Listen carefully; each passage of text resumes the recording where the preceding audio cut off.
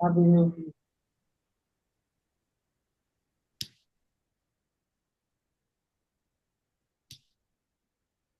O vídeo não quer abrir. Abre. Mais um minutinho só, vamos começar 8h05? Vamos, deixa eu só ver. Será que eu tenho que apertar esse OK? Melhor. Pronto. A reunião está sendo gravada. Pronto.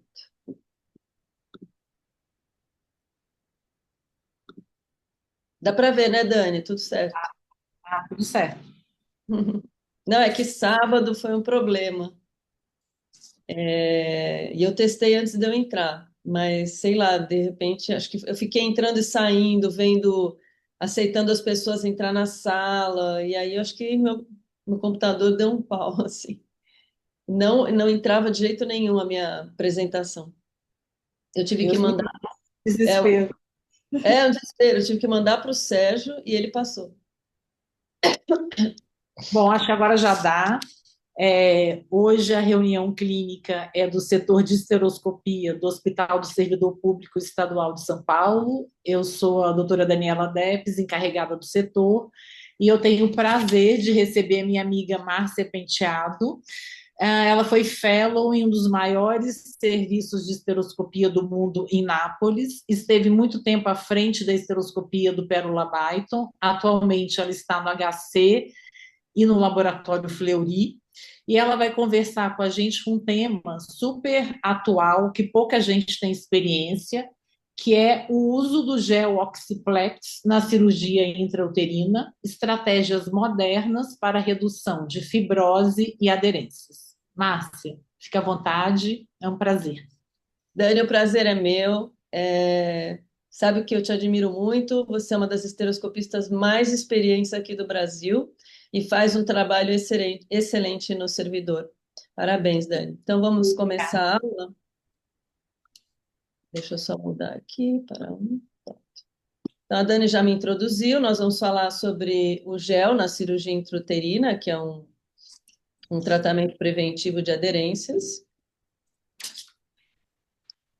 Nessa conferência, eu estou sendo patrocinada pela LAS, então eu tenho só esse conflito de interesse. E o que que nós vamos abordar hoje? Uma pequena introdução à etiologia, patogênese, diagnóstico, classificação, tratamento, prevenção e seguimento. Nós precisamos entender primeiro essa entidade para podermos entender o papel do gel. Então, por definição, as aderências intrauterinas, elas são uma condição na qual a presença de tecido cicatricial no interior da cavidade uterina. Então, tem um tecido cicatricial, uma cicatriz. E esse grau de severidade pode variar de finas traves fibróticas até uma completa obliteração da cavidade, como os senhores podem ver nessas fotos. É importante também nós sabermos um pouquinho sobre a nomenclatura. Ela mudou um pouco. Aqui no Brasil, a gente ainda tem o hábito de falar de sinéquia, mas, segundo o guideline da GL de 2017, eles recomendam para nós abordarmos esse tema como aderências intrauterinas. Por quê? Porque existe um uso assim um pouco errôneo de síndrome de Asherman para tudo. E a síndrome de Asherman, ela é um conjunto de sinais e sintomas, um pouco diferente. Às vezes a gente pode ter uma aderência intrauterina assintomática. Então, o que se recomenda é não usar mais sinéquia, usar aderência intrauterina, ou assintomática ou sintomática, e colocar o grau de severidade. Porque nas publicações mais recentes a gente não encontra essa palavra sinéquia mais. Como é que as aderências aparecem? Então, o que mais se sabe, vem se falando ao longo dos anos, que é um trauma da membrana basal, secundário a um procedimento uterino ou uma infecção. A Bíblia das aderências intrauterinas é era, né, esse guideline da GL publicado em 2017. E na época que foi publicado, as curetagens às cegas eram o que mais causava aderência intrauterina pós-gestação. E de cirurgia eram as miomectomias. Porém, ano passado foi publicado uma meta-análise maravilhosa pelo professor Malcolm Munro e pela doutora Cristina Salazar, que eu acabei de encontrar no congresso que eu fui semana passada, E eles fizeram uma meta-análise de 249 estudos. Então, a nova Bíblia das aderências intrauterinas é esse estudo. E a primeira pergunta que eles fizeram foi: com que frequência aparecem as aderências intrauterinas pós-cirurgias? E por incrível que pareça, eles encontraram que a maior parte a maioria das aderências ela é causada ou aparece depois da metroplastia esteroscópica, ou seja, depois de uma remoção de um septo e não da miomectomia. Depois seguida de remoção de produtos de concepção retida em gestação, produtos de concepção retidos pós-parto e miomectomia esteroscópica e também uma miomectomia laparoscópica ou laparotômica. Obviamente, quando a gente faz uma desiólise, uma paciente que já tem aderência, ela vai ter uma recorrência muito maior. Porém, todos esses estudos dessa nova Bíblia das aderências intrauterinas, eles têm alguns vieses, né? Então, por exemplo, a miomectomia laparoscópica ou laparotômica que pode cursar com aderência, são poucos estudos que eles conseguiram incluir nessa meta-análise. Mas, atualmente, nós estamos seguindo essa meta-análise. Então, a metroplastia é a cirurgia que mais pode causar aderência. Como é que se formam as aderências? O normal do reparo do endométrio é sem cicatriz. Então, tem um processo inflamatório, uma ativação cíclica de células-tronco e não forma essa cicatriz, não forma fibrose. Quando que forma fibrose? Quando há uma persistência da fibrina e uma proliferação dos fibroblastos e conduzem uma fibrose do estroma e forma esse tecido cicatricial. Então, é um excesso de fibroblastos. Então, não tem assim aquele freio e se formam as aderências. Mas pode ser que não seja a nossa culpa, porque sempre nós falamos de aderências pós-trauma, pós-cirurgia, pós-dilatação e curetagem. Mas esse novo estudo do professor Kate Isaacson, de 2018, mostra que pode ser que não seja a nossa culpa. Parece que algumas mulheres têm essa predisposição. Tem uma teoria da teoria inflamatória que vem ganhando cada vez mais importância na formação das aderências intrauterinas. Uma diminuição do fator de crescimento endotelial vascular, menos vascularização. Então, resumindo, hoje em dia, todas essas causas podem levar a uma aderência intrauterina, não só um trauma da membrana basal.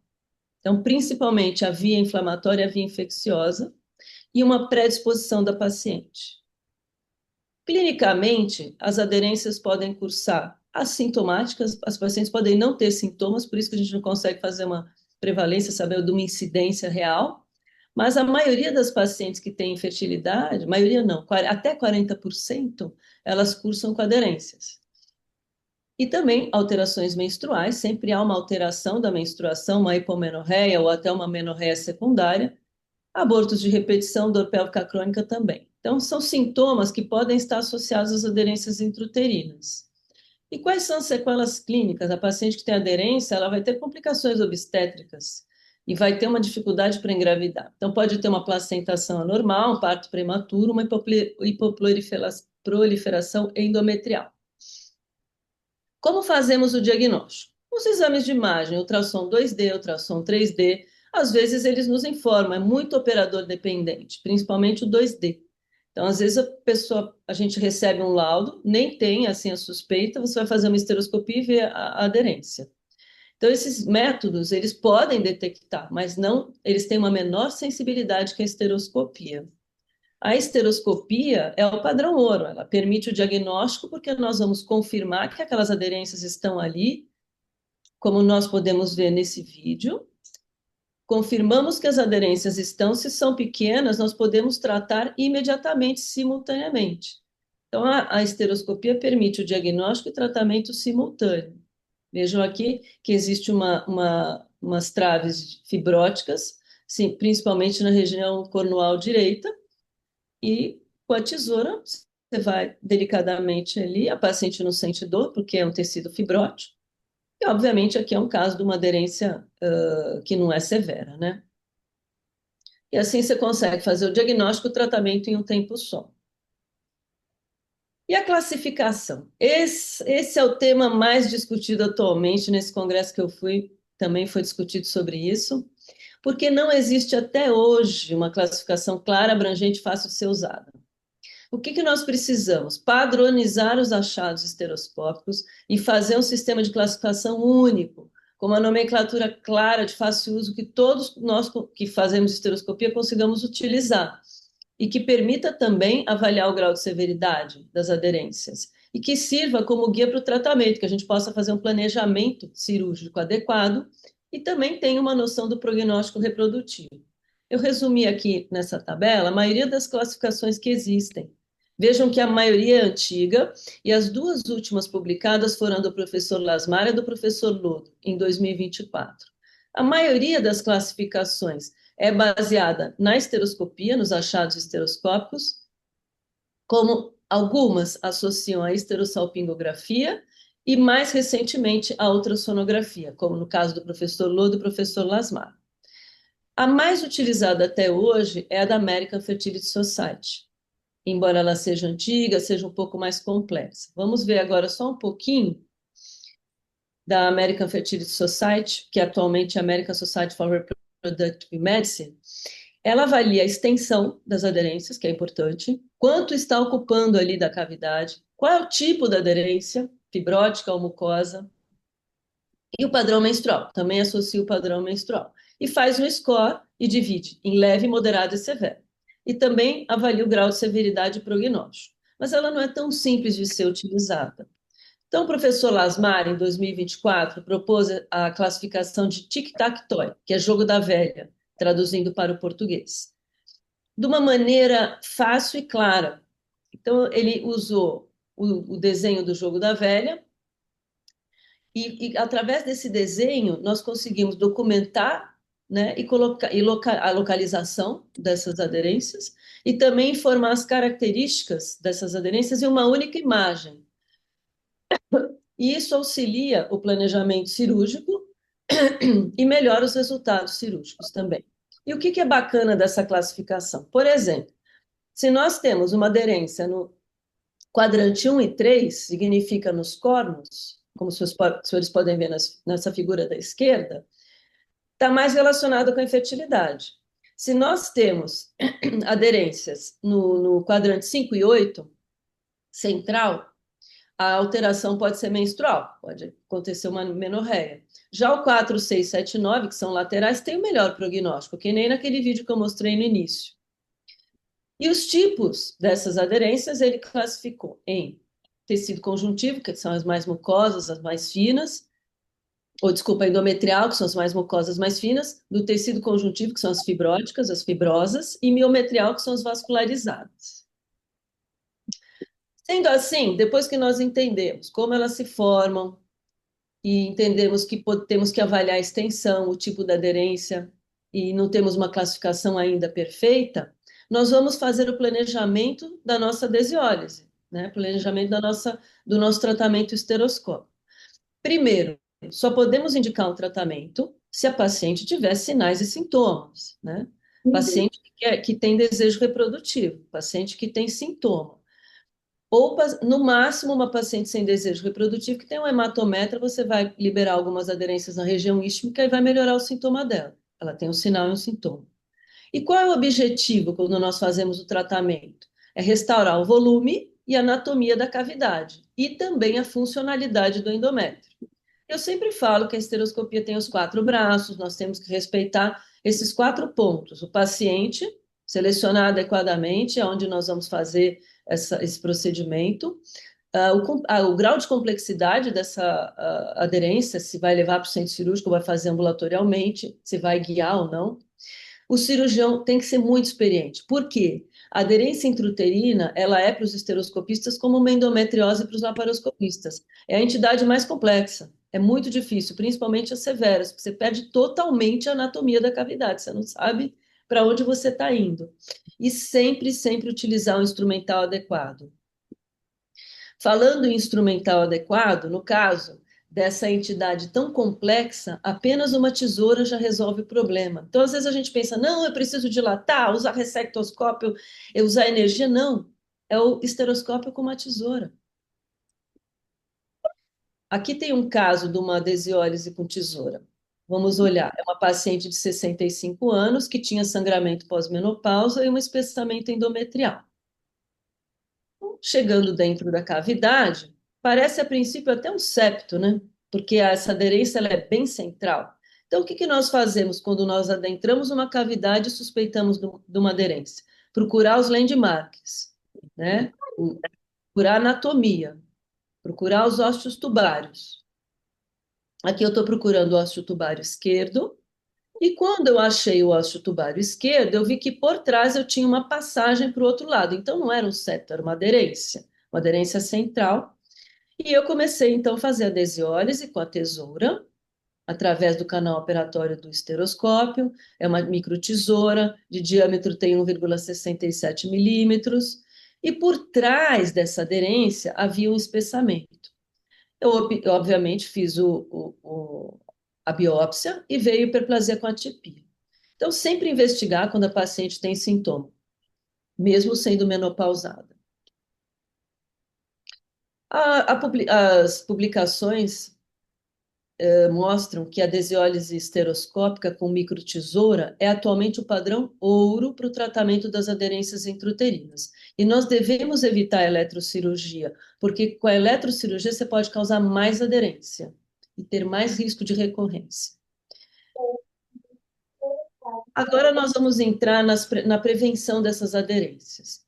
É importante que nós tenhamos em mente que a prevenção ela pode ser primária ou secundária. A prevenção primária é quando você faz uma cirurgia que é suscetível à formação de aderência no pós-operatório e você pode estar usando algumas estratégias para prevenção de aderências intrauterinas na pós-cirurgia. E essas cirurgias eu já comentei, curetagem às cegas, miomectomia, Calma, principalmente em paredes opostas, de vírus. e a metroplastia. Vai Como dar. a última meta-análise mostrou que a metroplastia ela está relacionada à maior formação de aderências. Porém, Nem hoje, nem faz nunca. uma cirurgia bem feita, acho que tem alguém com o áudio ligado, você vai ter menos chances de ter aderências. Então, está muito relacionado também a você respeitar a cirurgia, você respeitar, planejar a sua cirurgia, utilizar o instrumental adequado e ter habilidade para fazer aquilo.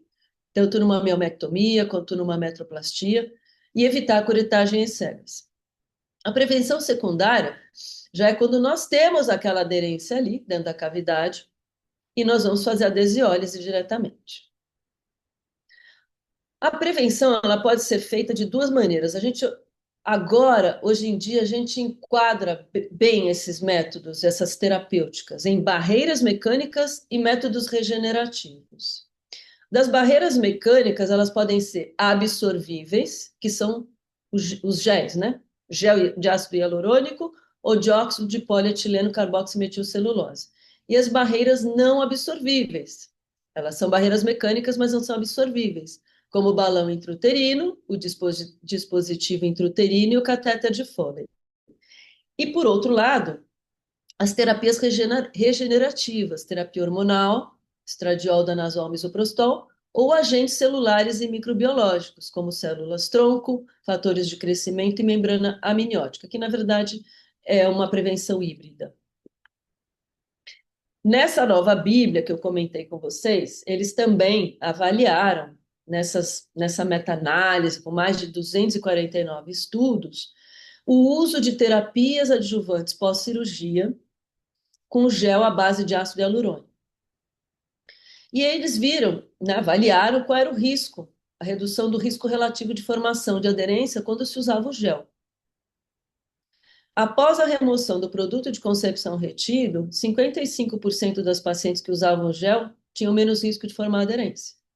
Após miomectomia, 62%, metroplastia 1,7%, adesiólise 28%. A adesiólise é uma cirurgia que você já está com aderência, então você vai ter muito mais chance dessa aderência se formar novamente. Por isso que, mesmo colocando o gel, ela vai se formar, tem mais chance de se formar. E quando você não usa nada, você tem 35% de risco de recorrência das aderências. Se você não usar nada, colocar nada.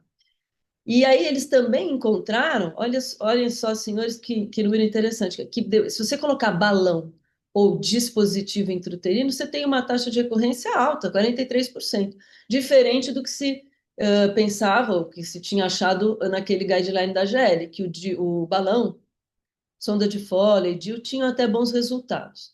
E que os hormônios não afetam em nada na taxa de recorrência. Você pode dar hormônio quanto você quiser, que não vai melhorar nada, não vai evitar a formação de aderências. Desses métodos, então, todos que eu falei, que a gente pode utilizar para a prevenção da formação das aderências, o gel é o mais consagrado atualmente. O gel, ele se adere ao tecido e forma uma barreira mecânica, né? Ele é semissólido. Ele modula também a resposta inflamatória, a fibrose, induz a reparação do tecido sem cicatriz, e a duração do gel dentro do útero varia de cada marca. Ele também tem uma certa ação até na hemostasia. Os mais conhecidos no mercado hoje em dia são o Oxiplex, da Fisiomed, que é carboximetilcelulose com óxido de polietileno, o Mate Regan, que é chinês, que é com ácido hialurônico, e o Yellow Barrier, que é suíço, que também é com ácido hialurônico. A maioria dos gels, os primeiros, né, os primórdios, os primeiros que foram lançados, são com ácido hialurônico.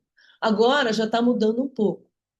Então, o Oxiplex é mais moderno, tem essa composição. O Oxiplex, ele é composto do óxido de polietileno, que forma uma barreira química, impede o excesso de deposição de fibrina e polímero e inibe a interação de proteínas, associada à carboximetilcelulose, que é a barreira física, e faz ter essa melhora cicatricial. E o cloreto de cálcio, que acelera a interação dos dois. Ele é absorvido em até 30 dias, então ele dura 30 dias, é biocompatível, incolor, antifibrótico e hemostático. Ele tem um poder hemostático também. Depois eu vou mostrar numa cirurgia aqui mais para frente. Então, você tem aquela injúria no tecido, na membrana basal, tem, como eu mostrei naquele primeiro vídeo, sangra, processo inflamatório, a coagulação entra em ação, a fibrina se deposita, e o normal é ter uma absorção de fibrina, não formar cicatriz e aquele tecido se curar. Mas quando existe a persistência da fibrina e a proliferação exacerbada do fibroblasto, forma aderência. E é aqui que o Oxiplex entra. Nós podemos aplicar o Oxiplex dessa maneira, que é o aplicador que já vem prontinho, introduzindo pelo orifício externo. Então, nós vamos com ele até o fundo uterino, e começamos a aplicar e vamos puxando o aplicador. E aí ele vai formar esse filme, essa barreira, fazendo toda essa proteção que eu comentei anteriormente e evitando que as aderências se formem. O Oxiplex, eu tive o prazer de visitar a fábrica nos Estados Unidos no ano passado. A fábrica é maravilhosa, muito organizada, o processo é quase que manual. Então, a Fisiomed é uma empresa norte-americana que produz o gel, e a LAS, que é a responsável para trazer para o Brasil. Nesse procedimento aqui, foi a primeira introdução do gel no Brasil, a primeira aplicação do gel foi lá no Pérola Byton, acho que foi em 2022, se eu não me engano. Deixa eu ver que o meu vídeo está cobrindo aqui. Foi em agosto de 22.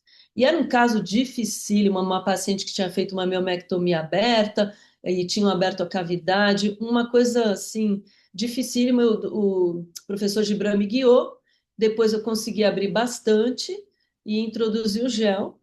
Aí teve aquela mudança para o hospital da mulher, né, do Pérola Baito antigo, e eu ainda consegui fazer um controle nessa paciente no novo hospital, mas ainda precisávamos fazer mais alguns procedimentos. Aí eu saí para o HC, acabei perdendo o segmento dessa paciente, mas foi o primeiro gel aplicado no Brasil. E vejam o material que eu usei, foi o esteroscópio com as tesouras, e eu ainda deixei um eletrodo bipolar, caso tivesse uma aderência mais muscular, que pudesse sangrar. Nesse caso, eu coloquei o gel pelo canal de irrigação do esteroscópio, com uma seringa, com a própria seringa deles. Não coloquei com o aplicador. Quando nós fazemos isso, eu coloquei porque era um vídeo e eu queria deixar documentado, né, a introdução do gel. Quando nós fazemos isso, temos que lavar imediatamente esse esteroscópio, senão cristaliza esse gel dentro do esteroscópio. Nesse outro caso, eu fui guiada, eu fiz uma série de adesiólises no Hospital da Mulher, já no Hospital da Mulher, já não no Pérola Baito Antigo. Foi um evento muito bacana, até patrocinado pelo Oxiplex. Acho que fizemos uns 5, 6 casos de aderências, de metroplastias. E esse foi um caso dificílimo também. Uma paciente tinha sido submetida a uma cirurgia prévia, que ela não sabia dizer ao certo o que era, e eu também introduzi o gel pelo canal do esteroscópio. Então, assim, os casos difíceis, nós precisamos ser guiados.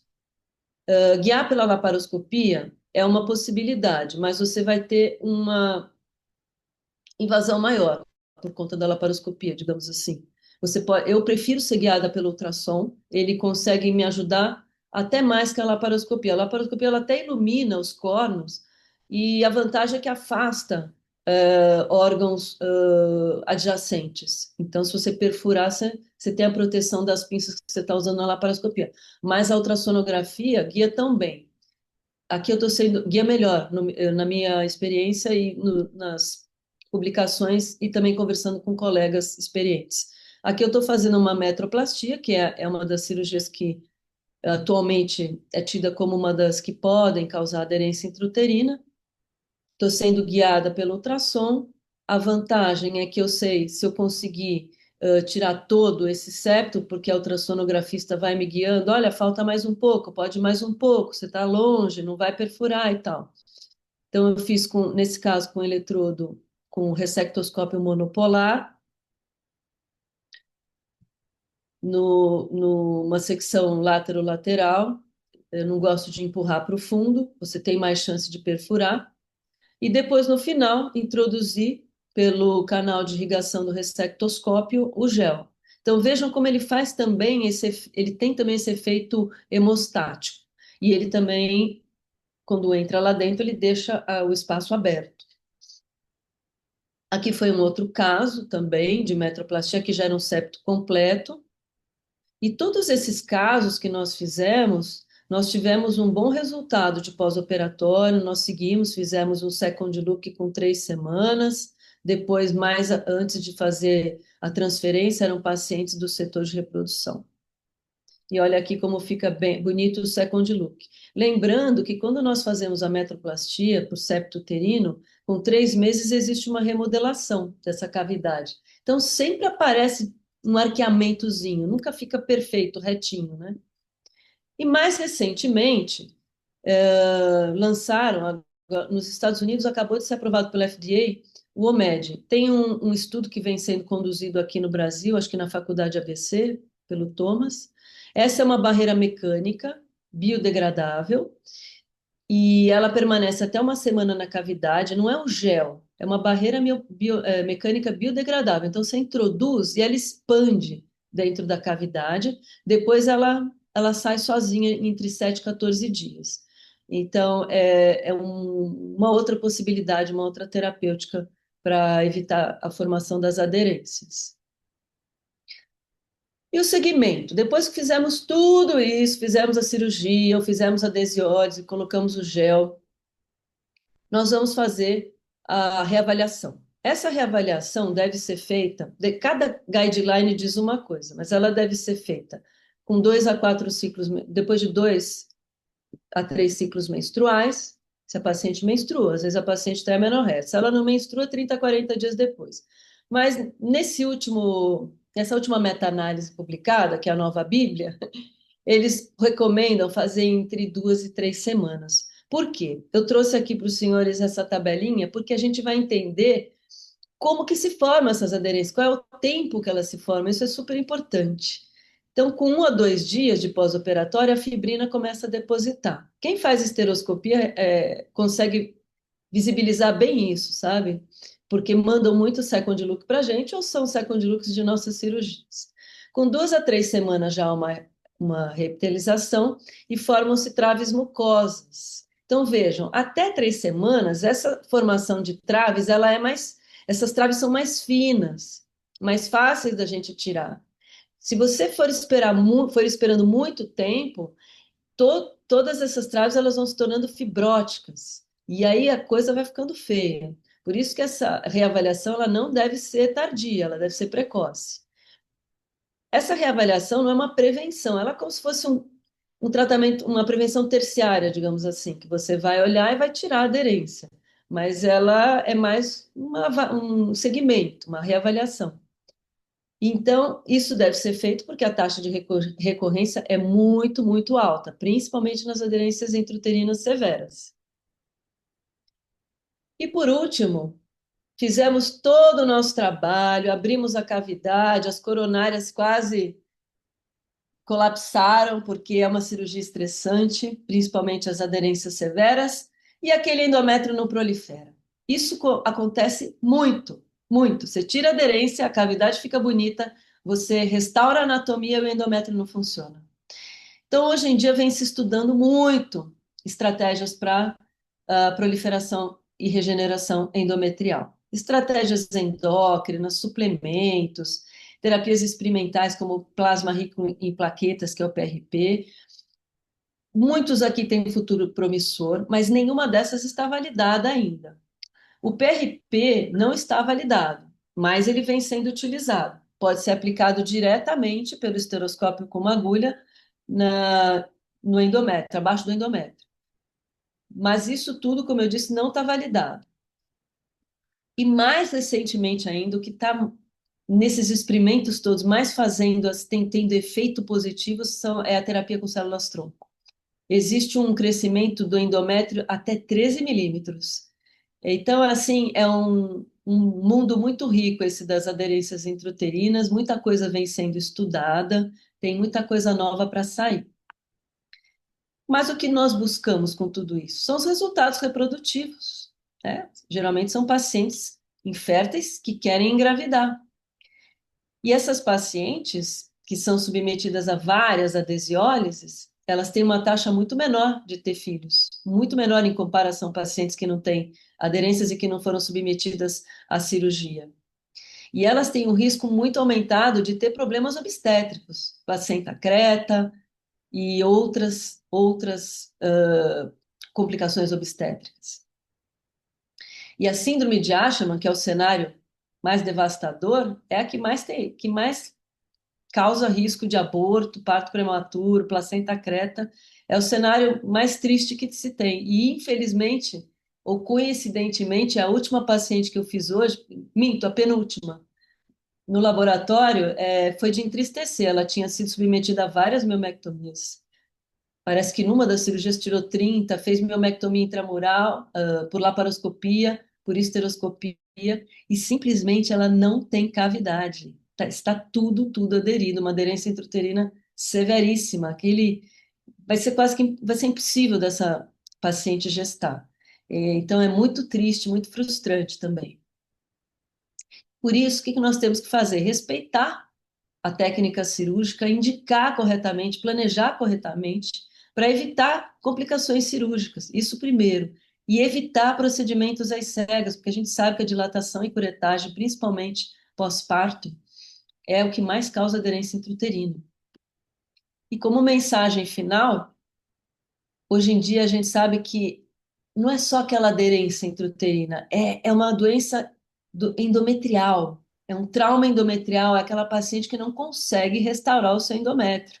Porque várias pacientes são submetidas a trauma endometrial, nem todas formam aderência. Então a gente só está vendo a ponta do iceberg, aquele sinal visível que é a aderência, mas por trás existe toda essa gama de possibilidades, desde genética, inflamatória, infeccioso, que podem estar colaborando para essas aderências.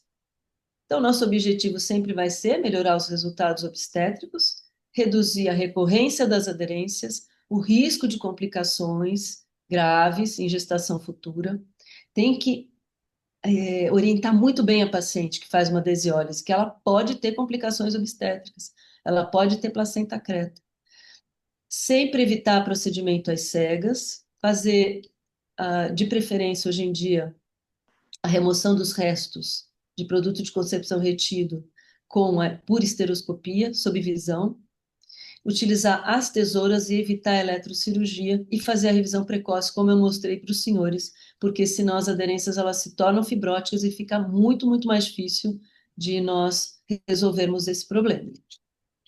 Aqui tem um pouco da bibliografia que eu trouxe para essa aula, meus contatos, e eu gostaria de convidar os senhores, se der, se quem tiver for apressado, dá até para pegar o Hartus agora em abril, que é em Roma. Eu sou embaixadora desse congresso e vai ser muito interessante porque ele vai unir a esteroscopia com a ultrassonografia e com a reprodução humana. E depois, para o ano que vem, nós teremos o GCH novamente em Barcelona, em CITES, em 2027, em abril. Obrigada. Obrigada, Márcia. Aula maravilhosa, didática, como sempre. Vamos abrir para perguntas. Eu vi que tem vários amigos aí na casa assistindo, de fora do servidor. Achei bem interessante a questão da revisão precoce. No servidor a gente ainda faz com 40 dias, achei legal. Vamos mudar para 2 a 3 semanas. E vamos abrir para perguntas. O Tácito está aí, vamos ver a opinião do Tácito. Passo para aí. Aqui, eu tô aqui. Tudo bem? Só assim que eu vejo você, né, Pois Tácito? é, boa noite, Marcinha. Boa noite. Prazer te encontrar. Adorei o look novo, tá? Adorei o óculos aí. Deu um Eu ar tô mais tão, despojada. eu tô tão resfriada, eu não tô conseguindo fazer quase nada. Deu nem para arrumar. Parabéns parabéns pela aula aí.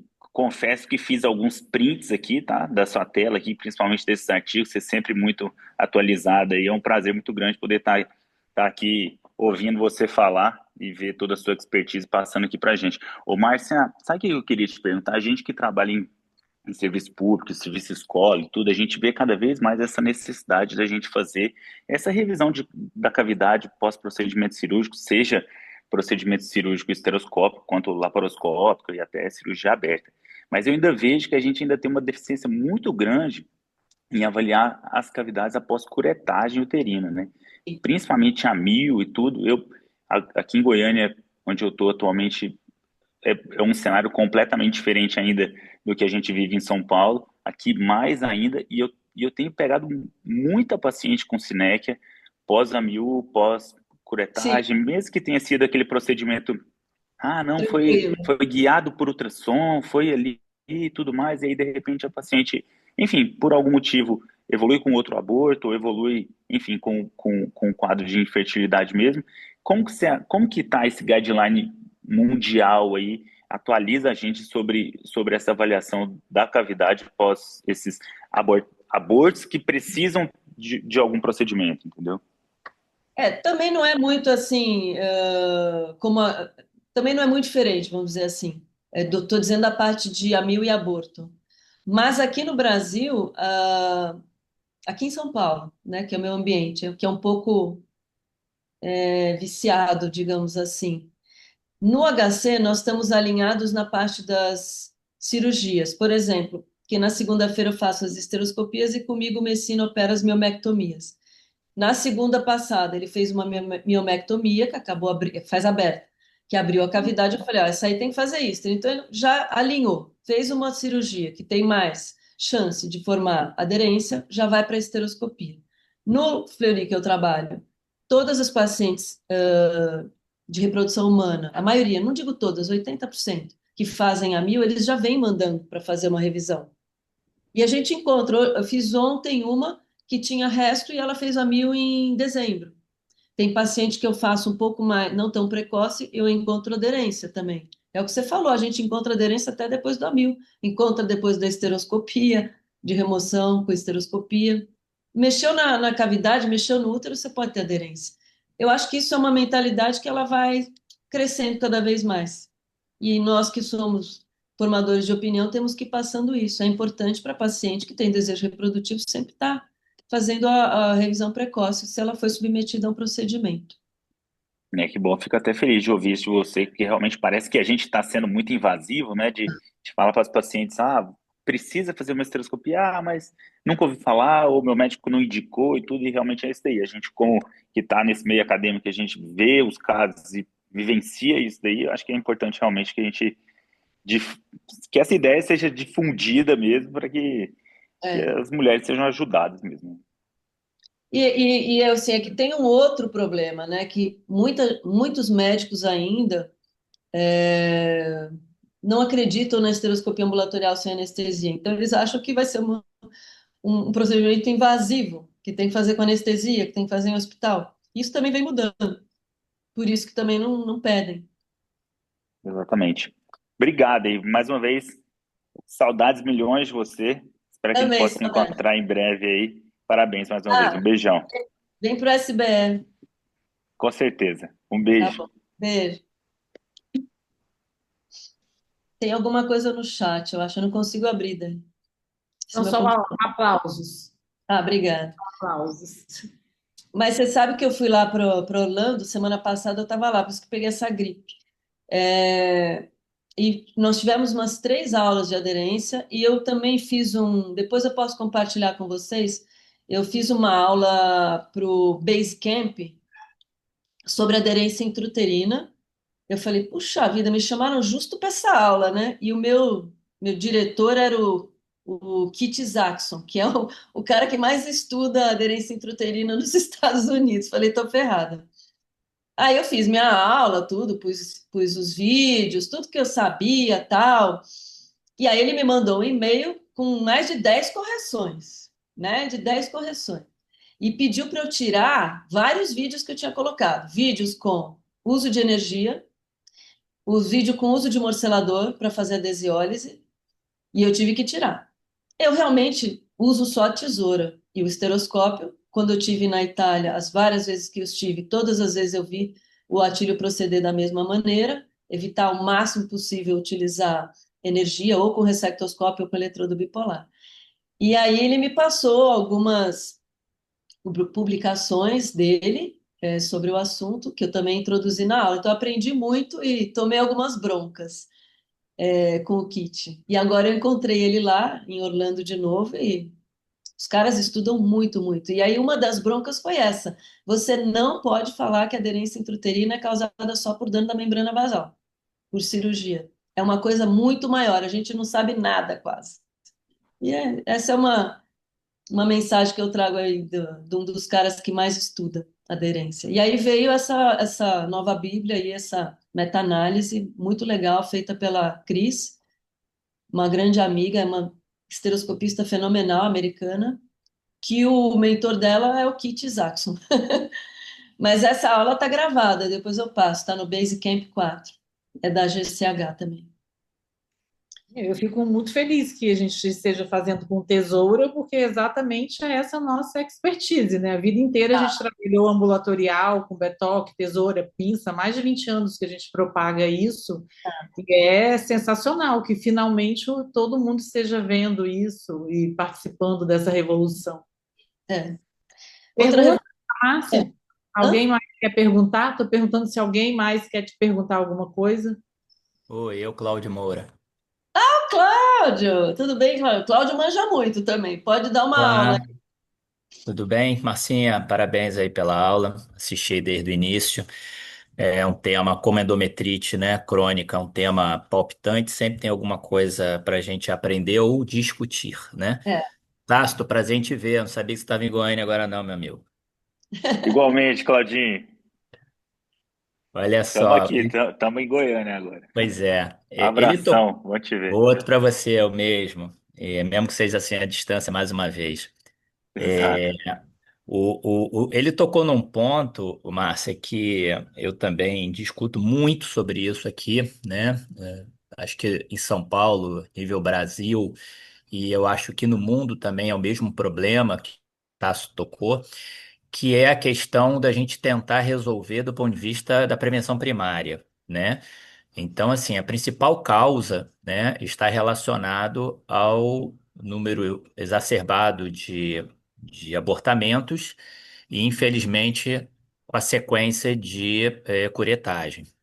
Então, eu acho que a gente conseguiria ajudar muito. Eu não trabalho hoje em serviço universitário e público, já trabalhei muito durante 15 anos, mas não trabalho mais. E a gente batia na tecla em fazer muito mais a interagem do que a curetagem, né? Na verdade, primeiro a gente deixava a coisa ser resolvida e se resolver usando mais a Winter, e se tivesse resto, refazer o procedimento com o Inter, mas não a cureta. A cureta é extremamente o nosso problema e o calcanhar de Aquiles do estereoscopista. E aí ele tocou num ponto, e eu também não vejo, Otácio te respondendo, não tem trabalhos falando sobre isso, né? Mas a questão é a orientação. Não é a orientação do obstetra, né, de recomendação pós uma curetagem em qualquer serviço público, a orientação de fazer um exame de estereoscopia em 30, 40 dias. Aí que você mataria o problema. Mas isso é nível mundial, né? É, Então, assim, que a maior parte dos obstetras não tem o conhecimento e a formação em estereoscopia. Então, eu acho que aí é o grande problema. É ajudar, a gente tem que tentar ajudar na divulgação para a prevenção primária, porque 30 a 40% das pacientes vão ser submetidas a procedimento de curetagem, vão ter. Então, o problema principal está aí. exato. O problema, óbvio, que também pode estar na nossa mão como causador em relação às cirurgias estereoscópicas, ou laparoscópicas, ou laparotômicas, como você deu um grande exemplo da miomectomia, né, que teve um caso desafiador, mas são pacientes que foram realizados o procedimento com o médico que sabe, e na maior parte das vezes ele realmente reorienta a fazer o exame. Diz a paciente não vai por não acreditar da importância e achar que está fazendo um procedimento apenas com um cunho financeiro do serviço público, do serviço privado, melhor dizendo. E o do público, às vezes temos dificuldade de acesso, né, em agilizar para fazer esse procedimento. Então, assim, de fato o índice é alto por essa série de dificuldades e série dessas variáveis que eu vejo aqui, entendeu, Marcinha? Não, perfeito. E, inclusive, como eu estou no HC agora tem, tem a obstetrícia, que é fortíssima lá. Antes eu estava só no Hospital da Mulher, no Pérola Baita, que era só ginecologia. E lá ninguém me manda paciente, da Curioso, obstetrícia. né?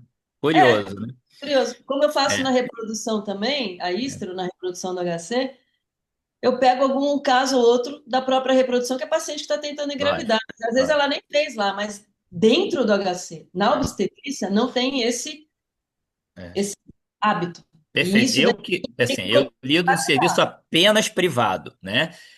E a gente tem dificuldade porque é considerado a alça de ressecção como um OPME e você não consegue no hospital acesso, porque para o caso de abortamento você deveria ter a mão para solicitar com a paciente internada, mas ele entra em cirurgia eletiva. São coisas de plano de saúde que é difícil entender.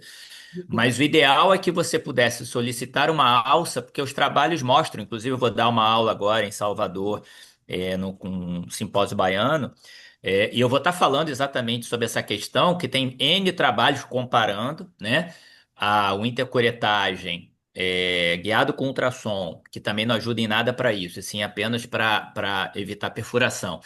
Mas comparado com ressecção estereoscópica com alça frio, né, que o risco de aderência intrauterina é infinitamente menor.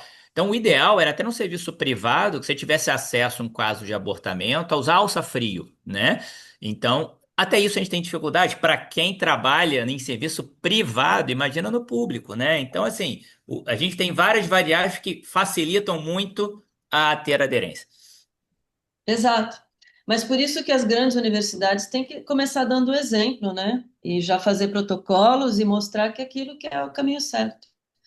Pelo menos assim funciona fora, né? Eles começam nas universidades, isso nos guidelines, né? Sociedade, a Associação Americana, o Colégio Americano, a Associação Europeia, e depois aquilo se difunde.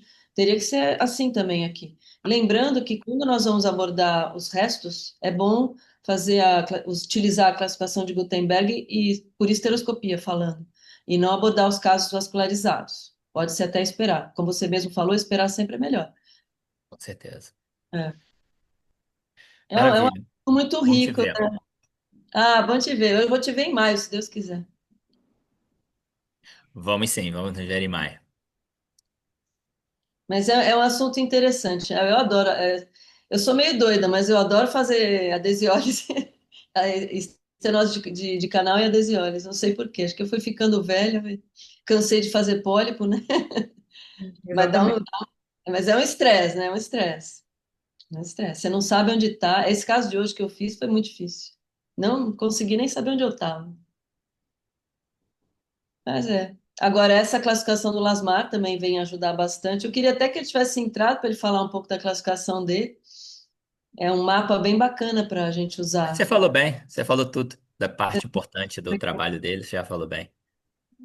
É Nada uma para coisa. complementar, não, e eu acho que vai ajudar muito, né? Da mesma Vai, forma que a classificação de Lasmar para mioma sim. para fazer o prognóstico, né, de avaliação de baixa complexidade, alta complexidade, também funciona bem. E acho que a classificação é uma outra forma. Apesar que apesar de você colocar que é complexo da American Society, assim, é a mesma coisa da classificação Lasmar bioma. À medida que você vai usando, você fica com a classificação na É, cabeça e você já fica com o número na cabeça, né? Então, assim, é um exercício que a gente faz sempre com os nossos alunos, né? Vai pensando e já vai botando no papel o que é. que é para dar número e é isso. Então, é mais ou menos isso, né? O que eu conversei muito, muito com o Lasmar, que a gente estava junto agora em Orlando, é que ele pensa assim, eu concordei com ele também. A classificação histeroscópica, eu não sei se os sintomas devem entrar, os sintomas eles vêm antes. O paciente tem os sintomas, você suspeita. Mas ela deve abordar isso aí, a extensão, a localização e o tipo. Pronto. A outra lá já colocou muita Sim, a coisa. American Society ela entra ainda com Só sintomatologia, fotografia, de oligomenorreia, menorreia, ou sem sintoma. o Plasmar não tá. Eu entendi o pensamento dele, acho que ele está certo. Sei. Vamos ver, ainda tem muita coisa aí para se falar, como da do mioma, viu? Vai dar uma mudada também. Mais alguém quer perguntar para a doutora Márcia? Mas, Dani, eu acho que é isso. O trabalho que a gente faz, você aí no servidor, eu agora estou no HC, o Claudinho, nossa, fez anos, né, de fellows lá com o CRISP. Essas sementes que a gente vai plantando. E aí as coisas vão mudando, se desenvolvendo. A gente tem que continuar nesse caminho, plantando as sementes. Verdade. Sementes do bem, né? Não adianta também ficar, porque a gente é formador de opinião, né? Não dá para você ficar Por falando. acaso, esse simpósio que vou estar em Salvador é de um ex-aluno do Instituto CRISP, é legal, né? Então, também Muito, estamos muito montando lá o legal, tá serviço lá vendo? dele e tal, né? E deixar esse legado que o Cláudio deixou, a gente conseguir perpetuar isso para os novos alunos em outros estados, né? É muito Já bacana virou isso. uma árvore, né? Muito bom, muito bom. Bom, então vou agradecer de novo a Márcia. Muito obrigada. Boa Obrigada a noite para você, todo Dani. mundo. Boa noite para todos e até mais. Até Tchau. mais. Tchau.